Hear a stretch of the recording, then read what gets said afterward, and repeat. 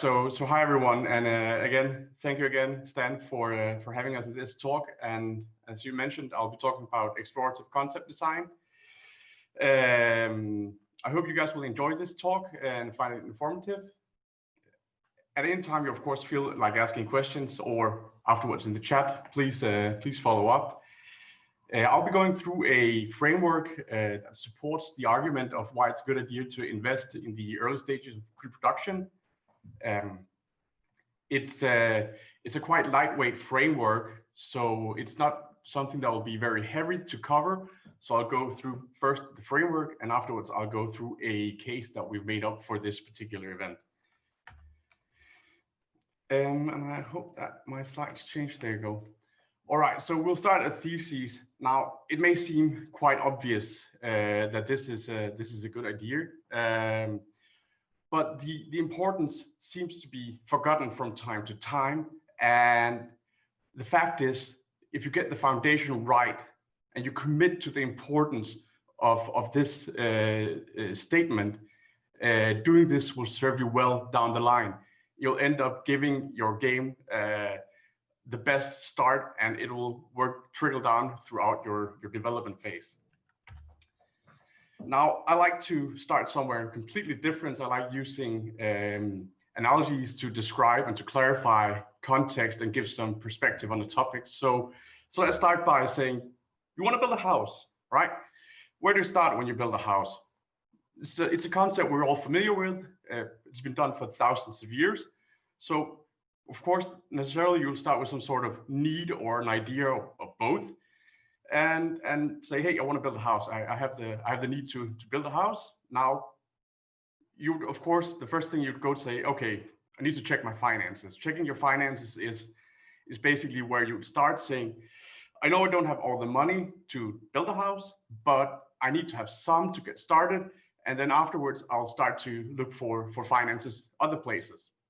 Now, it's typical that you'll go out and talk to someone, and probably a bank, saying, hey, I need to build a house. Would you be in on it? And they say, yeah, it seems like a plan. You know, what are you going to do? And then this is where the big question is, yeah, all right. So the money man seems interested. He would want to invest his money in it, but what are we going to do? Now, you could do it in different approaches. One approach would just be get crazy, get started, build a lot of stuff. You build from a day-to-day perspective, build the foundation, build some bathrooms, some walls, some stairs, some doors, everything, right?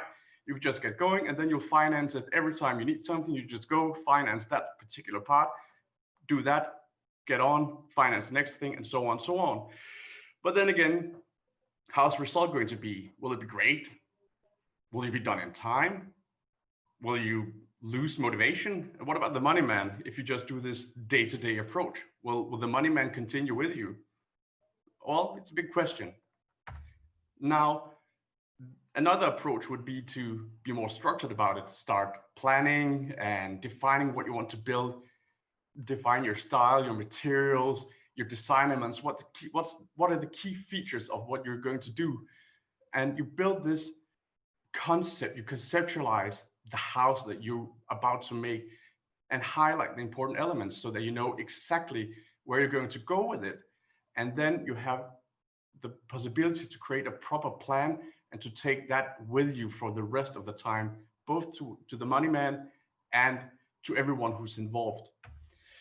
Now, both ways are viable to go. Yeah, sure, choosing the go straight ahead way will get you somewhere quite fast. You know, you'll start by seeing results immediately. But then again, what happens when you get stuck? When you figure out, well, I messed something up in the early stage. I poured in the foundation, but I forgot everything about the piping, or I forgot all these nice features that I wanted. Then it's going to be really difficult to backtrack into changing these things. So, of course, we know the common sense way is that you start by doing the blueprints, you start by doing the designs when you build a house, you do the structured and planned approach to it. This helps everyone. It helps you get a great understanding of where you're going, what you're going to do. It will get everyone on board. You'll be able to convince the money man in what they're investing their money in and when is stuff going to be done. Because that is the key element. And at the end, you will be more satisfied when you know where you're going and what the expected outcome is going to be. And the same, of course, goes for game development.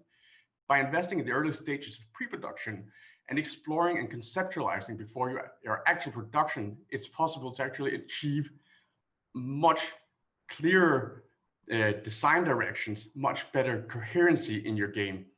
You'll be able to create a vision that's of the bigger picture that you're going to build, and you'll get an aligned production team. You'll increase your estimates around, or you increase your certainty around your estimates and your production schedules, because you know exactly what you're going to do. You know what you have designed on beforehand and where you're going. And most importantly, you'll be able to get people in the boat with you. Your project leads, your investors, your publishers will know where you're going and what they can expect and when you'll be done. So basically, everyone will get on the same page. You're laying the rails for the train to go on. So how do you organize it? The way we work at Vizlab Studios, which is what we call a framework we call Explorative Concept Design, which is a framework you can implement both at smaller teams or larger teams. It's quite flexible, it's quite small. Now, the framework is a way of securing you get around and explore your key elements of the game. And you said at the same time, you are able to dig into the different aspects of your game. So the purpose of the framework is to highlight and establish your core foundation of your game. You need to figure out what is everything about. You need to uncover and explore ideas that can benefit from further investigation or be seen from different angles. The framework supports collaboration and different skill sets, which is crucial in the value add of your IP, because you will not only get concept art or game design, you'll get everything mixed together. So it actually accumulates and adds value throughout the remainder of your process. The framework can develop concepts and designs that support your great game, and you will actually have your core audience in mind throughout the whole process, knowing exactly what is it they want, what is it the people who are going to play this game want. Now, the framework also uses rapid feedback loops and frequent delivery milestones. This makes sure that you don't end up using too much time in going in the wrong direction. So you have the possibility to create constant feedback loops and constant deliveries to see where you're at. Now, it's very important in this whole process that you invest time. That is the key investment. It's time in one way or another. You invest time, but you don't overinvest. You want to be able to invest the time in creating clear content, but don't do it so much that you're not going to be able to let go. So if you invest 20 to 40 hours in a key element in a process, it's going to be valuable. But if you invest 100 hours in an element, you may end up saying, I'm not particularly fond of what we've done, but we spent a lot of time on it. And now we don't want to go back and start from scratch again. So we're going to use something we're not satisfied with. And that is what you can avoid by using framework like this. So we start at the interview. We call it the interview because this is how we approach our clients when we need to lay the foundation, but it's basically just a way of dissecting and defining your idea. You need to create a baseline for everything you're going to do afterwards. Well, yeah, I was skipping a bit here. Now, credits have to be given when they're due, and there's no doubt that we are hugely inspired by Feng Shu. His work means a lot to us, and we recommend to everyone who's interested in concept art and in this creation and ideation process and pre-production process that you go and watch Feng's talk from GDC 16. It's called Improving Your Game's Intellectual Property Through Design Principles. If you haven't watched it, go watch it. It's really great. And we use these principles whenever we do a interview or a diagnostic of a game for a client. And we've built a cheat sheet that follows these principles. And this cheat sheet is what we start every engagement with, and it's something that we would suggest people starting a game development process would look at. And you can write me, and I can send this cheat sheet to you if it's interesting, or you can access it from our webpage. Now, the cheat sheet, the purpose of the cheat sheet is that you make decisions in different phases, and when you make these decisions, which will follow you through the rest of your game development, you've got the foundation right. So basically, the cheat sheet establishes a fundament in the phase 0. So who's your audience? What's your mood of the game? Can you define your game? You need to be able to describe your game quite specifically and briefly to make it interesting for other people to listen to. If you have a huge explanation of what you're doing, what your game is about, people will lose interest. It has to be catchy immediately. The second part is establishing the bigger picture. Now, the bigger picture very much relies on money.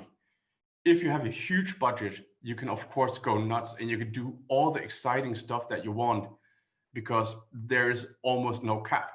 But if you're a smaller game studio and you have a limited budget you need to cover, then you need to make design decisions in the early stages that you will follow afterwards that will save you both money, time, and heartache throughout the process. There are different methods you can use to better suit your budget.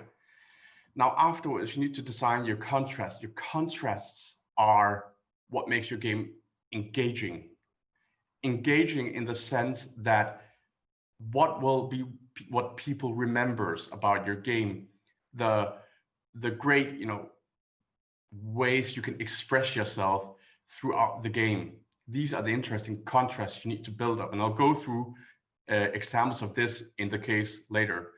Finally, you need to establish a creative ambition and a creative style, and the way this whole game is going to be viewed. So basically, what type of game is it? How is it going to work? How much new content will we have in the game? FENG has a good rule of thumb saying you should only introduce roughly 10% new content in your game, because otherwise it's going to be too much. People won't be able to follow what you do. And again, we're talking about first-person shooter or top-down view angle and so on. This puts limits on your game and how it's going to be. So we go to the case now. The case we've made is a fictional case for this topic, or for this talk we have today. And I'll try to follow our framework. First, of course, I'll try to define what we're talking. And our game in this particular case is, in a dystopian future, rebels are fighting the drone army of evil CORP to stop them from tearing down their homes. This is something that is easily explained, easily understandable. We know exactly what's going to happen in the game. We have a good idea of what's going to happen, and we can take it from there. Now, we pretend this is a big production that allowed us to use a lot of colors, a lot of shapes. So it's a big production over a 4-year development cycle. And we say the target audience is Fortnite graduates. So people who play Fortnite as kids and are growing up. And when they're done playing Fortnite, they need to play something new and similar, right? So basically what you have here is a first-person shooter with sci-fi elements. Now, the setting is this Valorant style, very vibrant, colorful environment. You have these favelas that we know are familiar with from Brazil, this sort of poor slum quarters, and you have graffiti tags and multiple hideouts and pathways that the users can use. And then they're fighting the rebels, they're fighting a big evil corporation. So it becomes this nice contrast, the slum versus the high rise, the poor versus rich. We've seen this a million times, and it works effectively each time. Now, we use, again, more contrast, such as colorful settings for some places, and there'll be gray, corporate, monotone places that are the contrasting shapes for the corporate, right? Then you have all the content for the game. Now, sorry, it's a bit small for me here. I need to, there you go. So you'll have the agile, fast, crafty slum kids who will be our protagonists, the people fighting the evil corp. And they'll be fighting, again, this is a contrast, they'll be fighting these tough, slow, well-equipped robot army that is sent out by evil corp. You'll have the protagonists, the slum kids, they'll be using do-it-yourself build weapons, whereas the robots will be using these non-lethal riot guns.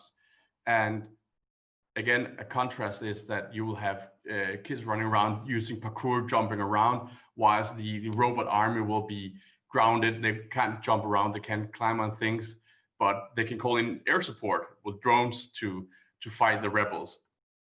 So this is the exploration that we start. This is the foundation we establish from our interview or the cheat sheet that we use. Now, when we then start digging into the project, we will create a mood board. This is a visual exploration of everything that we are going to put into this project. Now, this is a limited project. We know games are larger, but this is to make it easily understandable. So we use these visual exploration tools to document our process and to highlight and visualize these contrasts that we want to create throughout the whole game design. And this is going to be the backbone of everything that we do. Now, we use a board called Miro board, but this is just our tool. There are many other tools available. So this is just the way we explore it, but you can go with whatever option fits you. So just digging into some of these contrasts that we're building in, again, I mentioned the Brazilian favelas that are these sub-cities within the large cities, very flat structured, no tall buildings. It's not a rich population. It's very colorful and vibrant, and a lot of emotions and diversity in it. You need to put this in contrast with something else, right? We put it in contrast with this big evil corp, okay? So this creates a nice contrast because they have big gray buildings, quite anonymous, quite corporate. And we try to, of course, because we have a protagonist and antagonist feeling, we need to have some sort of evilness in it, like Mordor. And we also had some fun about it. So you'll see that later. Now, another contrast we need to put into this is to create these places where you are safe and where you are in danger. And we have some places where we say this creates hope. So the hope sign, something that gives you saying, hey, this is going the right directions, are something like graffiti that we want to, or tags that are put different places in this design, right? So these will symbolize hope and has to be easily recognizable and has to be colorful and something that the rebellion uses to state that we are present here. And this is to be looked upon into contrast with the Evil Corp logo. So it has to be some sort of logo we need to design that reflects the difference or represents the company and has to be quite easily recognizable. And this is where we had some fun. And it has to be some sort of intrusive way. It has to be maybe pushed into some of the environments where it's not supposed to be. So it creates this conflict within the safe environments. Then you have the protagonists, the young rebels, the good guys. Youth, agility, speed is what characterizes them. They're not wealthy, but they're free spirits and they're full of joy and brotherhood. And you put that in contrast with the robot army, which will be inspired by these special ops teams or cops who are all very uniform, spooky, sort of gray, dark, and very tight-knit and strategic in everything they do. So this is again a very nice contrast between good and bad. And then finally, another aspect we've taken into this to build this world of contrast, and it's something that's interesting, is the guns. If it's a first-person shooter, you need to have interesting guns, right? That's an interesting element to have in it. So the rebels use makeshift DIY guns. We were quite inspired by a prison weapon, things that are made out of whatever materials you can get. And that is then in contrast with the high-tech riot gear that the drone army will be using, these big, massive weapons. They're non-lethal, but they are massive and are supposed to clear out whatever people they can find. So this is sort of an example of an exploration that we would do together with clients, and that we absolutely would suggest that before starting your game, you will do this visual exploration and define these nice, interesting contrasts that you want to put in the game. Because if you have this foundation, you know exactly where you're going to go. And this is where we go into the workshop phase. This is where we start creating content. So when you're in the workshop phase, you need to conceptualize and put the puzzle pieces together, the pieces from your initial idea exploration and where you build up all your contrasts. Now, we distinguish between two phases. One phase is very messy and explorative, and the other one is very much neat and all about presentation. And for each phase, we use different skill sets, and that is what is sort of the key. Use different skill sets in your different phases. In your exploration phase, you need to combine skills from the different team members. You need to do a lot of sketching, color testing, world building, game design, storytelling. You need to build this in your exploration phase using all of your competences, creative competences, to create this feeling that is relatable to the exploration you did, the core of your game. And when you have when you're done with your exploration, you go into your design, where you actually start conceptualizing what you've done, create these high detail, very determined content where you need to focus on specific elements and tell the story and make something that's presentable to your audience, both potential players, but also maybe your game developers, your investors or publishers. Now, we would say you should aim for roughly 1 week per phase and then jump back and forth. So you define specific elements that you want to go into detail with. Then you go in an exploration phase for 1 week where you explore this specific topic. And then you go into a design phase afterwards where you then design it and make it pretty and presentable. And because you limit everything to 1 week per phase, you also limit the amount of time that you can use. So spend roughly 20 to 50 hours per phase. And then you jump back and forth. And when you've created some content and you haven't used more time than that, it's possible to discard it. And it's possible for you to learn from your mistakes, but also explore and find out new ways to do things. And this is the whole purpose of saying, do 1 week sprints back and forth. So if we go into a sub case of this, it's we'll look at the FAVELA setting, right? And some weapons to be more specific and see how you can dig into your exploration phase. Now, let's say you do a 1 week exploration of your FAVELA settings. I know this is quite limited what I show you, but basically you'll use a mix of sketches and 3D, different tools and approaches that support the way you work. Build up this environment or this world that you need to work with. And again, at Vizlab, we use both game design theories and concept art to create a very compelling story and an image that will be able to be used throughout a production, right? So when you do a city, yeah, you'd probably go with some 3D models to be able to create this visual exploration of how's this city going to work. But there'll be things you'll try to create through sketches as well, some more detailed stuff. And you create multiple sketches. Don't go into too much detail in the sketching phase. Create 10, 30, 20, 30, 50, go nuts. Create as many sketches as you feel necessary, because the important thing is to learn everything about what you're working with. It's important that you find things that you like, but it's equally important to find things that you don't like. You need to be able to take something and say, this doesn't fit in. And that is valuable knowledge, because now you have something that you say, this doesn't fit, we'll put it away, and we probably won't go there again.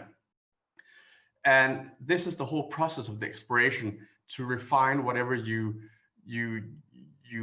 are working with, and to get into a point where you say, now we have something from our exploration that we think is useful. And then you take that, you combine it, and you move into your design phase, where you then do the final design of your world or your setting, your mood shot, like a key mood shot. This is what we did within like one and a half week of work, where we did an exploration of this favela setting, right? So we created this compelling shot that tells a story. It shows contrast. There are a number of hints that show how this environment is going to be used throughout the game, because it's something that you'll be able to build your world around, or your game around. I'll try to highlight some of these elements. If we're familiar with these first-person shooters, you'll usually be able to see that there have to be places where you can crawl up, walk around, hide behind, right? So the picture is filled with these different paths that we set in the initial interview. Like, it has to be a lot of contrast, where paths and hideouts and places you can go to fight these fight this evil corp, right? So the image is, the mood shot is packed full with these types of hideouts and paths that you can use. Or for example, this one, the secret entrance into the sewers that you can use to hide away. These are all things that we have designed to tell a story and show examples of how one image can actually help the remainder of the process in the future use a picture like this. Now, again, you will need to have places in these first-person shooters where you can hide behind if there's a gunfight, or you can sneak up behind, right? If we've played games like Counter-Strike, you'll be quite familiar with these settings. And then again, to show these contrasts where you have the graffiti text all around the place and a lot of color, right? But you still also have the Evil Corp logo, which, yeah, we are pulling the leg of Amazon a bit. It's just, it was too obvious when you were in this setting to do that. So no offense meant here. It was just having a bit of fun.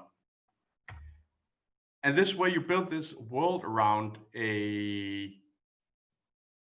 one image, and you have so many functions put into it that all supports what you're doing. And the same goes then for your weapons explorations. You want to have the weapons explored for these rebel use, right? So you create these sketches for your makeshift, and how they're going to build these DIY prison style weapons out of whatever materials they can find. And we do an exploration of that, and we do quite quick explorations on these small aspects. So this was roughly 1 day of work exploring the rebel gun design, right? Where you have these nice features, and we have both a gun and a sort of a spray paint grenade that we use. And then the same process is used on the drone guns, or the Evil Corp guns, which are these non-lethal riot guns, very much inspired by Nerf guns as well from our place. And again, it's a 1 day exploration, and then go straight to the design. And this is easy for us to do because we have made the foundation in the interview, in the diagnostic place. We know exactly the world we're in. We know exactly what we want to achieve. So it's easy to make it quickly. And then you can do this in these quite quick iterations. And then you would, you'd end up assembling all of this in what we call a creative brief. Now, if you're a big production, you'll be able to have a lot of these examples for each of your biomes, for each of your levels, or for each key element that you want to be shown throughout the game. So this is just one example of what we've done to show how you can go through a process. But for a game, you would probably need multiple of these types of mood shots and call out sheets, weapons, and so on. And again, the purpose of having all of this content is to have something you can show your developers. They will be able to use this for the production later on. So your 3D artists, your animators, and so on, and your investors and publishers will know exactly what they can use. So it's quite important, and it's actually a crucial part of this framework is flexibility. You need to be able to, throughout this whole process, within your team or in whichever way you want to employ this, is to have rapid feedback loops. You need to be able to constantly get feedback so that you can fail fast, fail early, and fail cheap. This is core to this whole process, that you need to be able to do these mistakes quite quickly and get your feedback on it so you can move on and learn from it. It's a learning process. Now, as I said before, you should go for 1 week per these phase. Aim for having an exploration phase first, moving to a design phase, moving back to the exploration, back to the design, and based on how many key elements or biomes or settings you have, you will actually be able to do a rough planning of your pre-production from the creative place, because you did your big mood board with all the necessary contrast. You have everything set from the get-go. Now you need to cut that up into these exploration and design phases, and then you can sum it all up, right? So what's the takeaway from all of this? Well, it's worth it. It's something that your players will thank you for, the effort that you actually invested in creating this entertaining and intriguing game. Your team will thank you for the direction you gave them and for helping them make the game or making the art for your game that you need. Your animators and environment artists and your game and level designers will thank you for giving them the content and making it readily available throughout the production. And your investors and publishers will thank you for your transparency and your ability to plan and meet your deadlines. And finally, you'll thank yourself for the stress you've avoided by actually exploring and defining your game in the early stages of your pre-production. So you actually knew where you were going and everyone was on the same track. Now, this is basically what we had to talk about. Like, we hear this quite often when we are out helping our clients. I hadn't thought of it that way. This is really much better. This is something we never get tired of hearing. This is something that drives us in the work that we do and the way that we help our clients succeed with their pre-productions and their games.